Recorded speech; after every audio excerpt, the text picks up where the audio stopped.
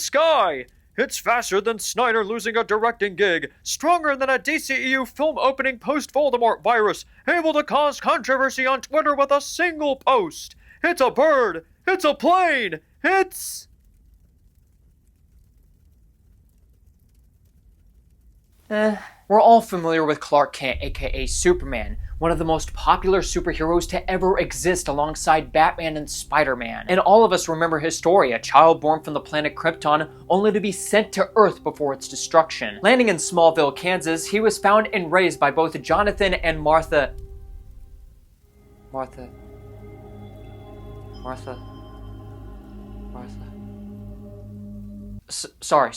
Sorry about that. And grew up to become the superhero that we know today, saving Lois Lane, facing off against Lex Luthor, and learning the importance of truth, justice, and the American way. 1978 was the year that gave us one of the most important milestones of the superhero subgenre. That, of course, being Richard Donner's pioneering Superman film. And no one who have already seen the movie and the sequels that followed will ever forget the iconic and untouchable performance of Christopher Reeve as the titular character. A one-of-a-kind legendary role that you cannot even imagine anybody else in Hollywood even trying to perfect or replicate ever again. However, from that point onward, especially after the nuclear disaster that was Superman 4: Quest for Peace, the son of Krypton wouldn't see the big silver screen or even be a part of a huge film production for a long time. Until Tim Burton tried his hand at trying to make a Superman movie with Nicolas Cage. And that is a whole story in and of itself. For your own viewing curiosity, go and check out the documentary Superman Lives. You're in for a treat. It wasn't until 2006 that the live-action Superman films would finally make their big comeback. Of course, we would kick things off with Bryan Singer's Superman Returns starring Brandon Routh, and afterwards, Zack Snyder, David Goyer, and Christopher Nolan would collaborate to make 2013's pungent superhero colostomy bag that is Man of Steel. A complete betrayal that sapped all of the storytelling and well-written aspects about Superman in favor of some of the worst storytelling in a Superman film since Quest for Peace. That's right, Man of Steel apologists, I went there. Though to be fair, in Man of Steel's defense, Batman v Superman is worse than both films combined, so there's that. Now, the DCEU is officially long dead and buried.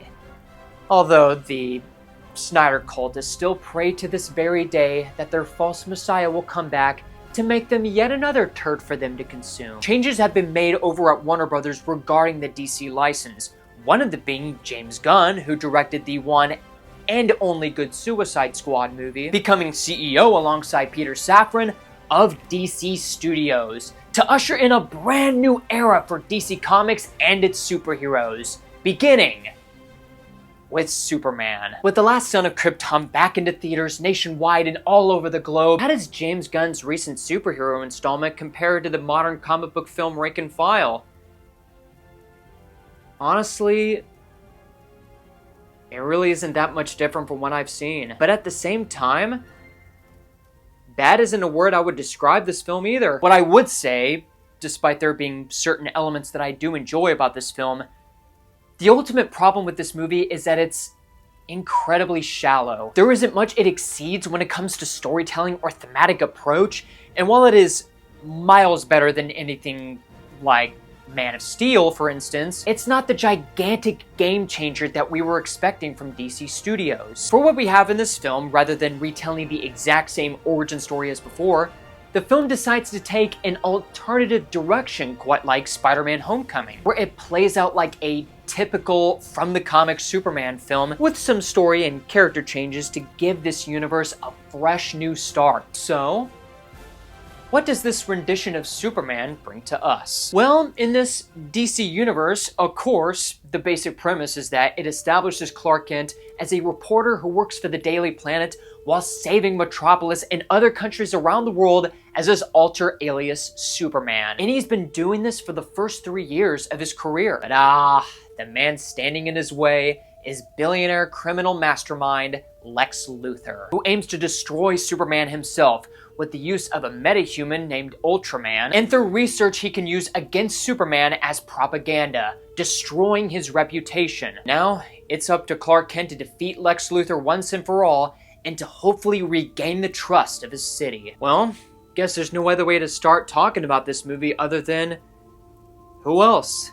The main star of the show. Of all the portrayals of the Man of Steel himself, from Brandon Routh to the mannequin with muscles, Henry Cavill, and Tyler Hoechlin, David Corenswet does a legitimately excellent job acting as both the characters of Superman and Clark Kent. As Clark, he does a solid job of portraying a very closed-off, ordinary reporter, but when he switches persona to become Superman, he captures that calm, heroic demeanor perfectly. Even when he's trying to argue about saving innocent lives, you can feel the emotional intensity coming out of such a young version of Superman. His chemistry with the equally talented Rachel Brosnan as Lois Lane shines, and you can feel that these two have a budding connection. As far as characterizations go, there have been some criticisms levying at his character for him being weak, pathetic, and not acting like he's in his prime. And,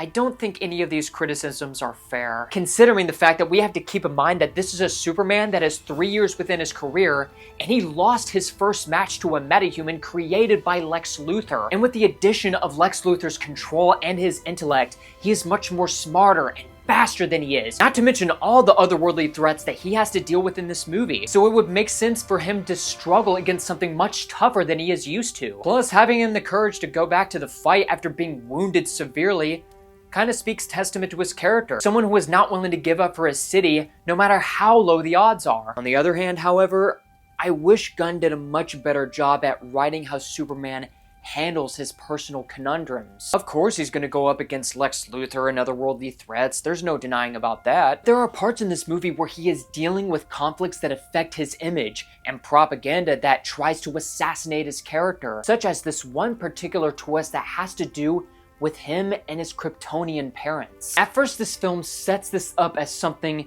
that puts a lot of weight on his shoulders as he tries to gain the trust of the city again. Unfortunately, the film doesn't follow through with it, and in the end, isn't treated as important as it should be given the context of the plot. Maybe the film could have done a much better job with it, with maybe a scene of him testifying before the United States government as to where his values lie. Maybe the film could have done a much better job with the scene of Superman standing before the United States government as to where he stands and why he holds these values so much. After all, there was a line in which Lex Luthor tells Superman, hey, the United States government wants to have some answers out of you, though if it were up to me, I'd just kill you myself. But other than that, we don't have any follow-through or payoff of any kind. As far as the filmmaking goes, this is straight up a James Gunn movie through and through. And of course, he utilizes his usual motifs throughout the film, and while it may work in his favor in some instances, it can also be detrimental in other instances. There are the edgy, subversive, often well-timed jokes.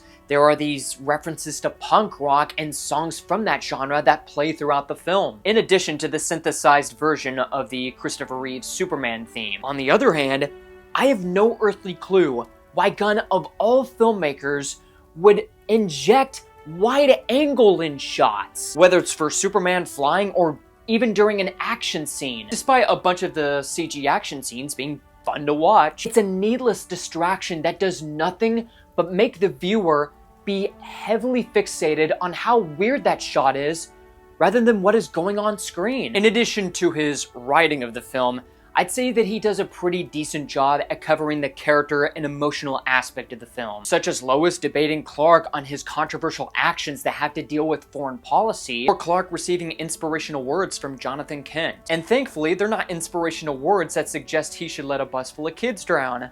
On the other side of the coin, the film suffers through convenient circumstances to save our heroes, and, at times, feels very rushed and moves from one place to the other without the film allowing itself to breathe. But one of my biggest problems with this movie is that the film brings in way too much into the story and into the world building that it can become pretty overwhelming, not only for people who are familiar with the Superman lore, but for the minority who know next to nothing about the character nor the DC universe as a whole. From the overabundance of new technology from the very first movie of the DCEU, such as Lex Luthor creating a whole pocket universe and cloning metahumans. Some of these concepts we know next to nothing about other than the fact that we just have to take the movie's word for it, to inviting brand new superheroes and metahumans into the scene where we have next to no clue who they are as characters or what their purpose is. Speaking of which, as for secondary characters into the film,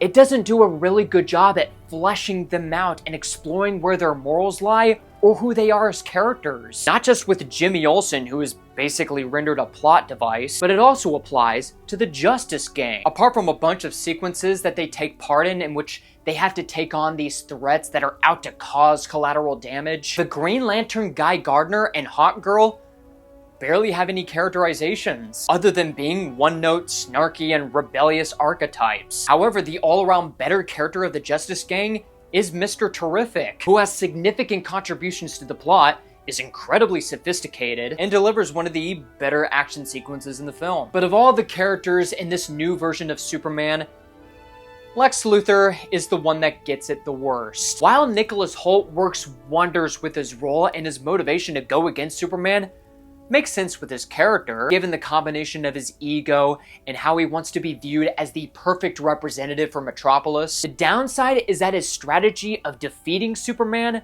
especially in the second half, is not really what I would call intelligent. And I know that this film's been out for a couple weeks, but still, spoiler warning. Why would Lex Luthor be okay of his girlfriend taking photos of incriminating evidence and documents of his plans? He should have security and cameras around the facility that he works at, all the while he is trying to maintain his credibility to the United States government and Metropolis itself. Keep in mind that this is the same man who invented a pocket universe with the scientific facility inside and a glass prison for all of his adversaries. Speaking of which, why would his very first course of action be whenever Superman escaped from his pocket universe? In a huge life-changing event where he has to choose one or the other, why would one of those choices be to attract Superman to Metropolis to unleash a cosmic dimensional black hole by overriding a corrupted pocket universe teleporter?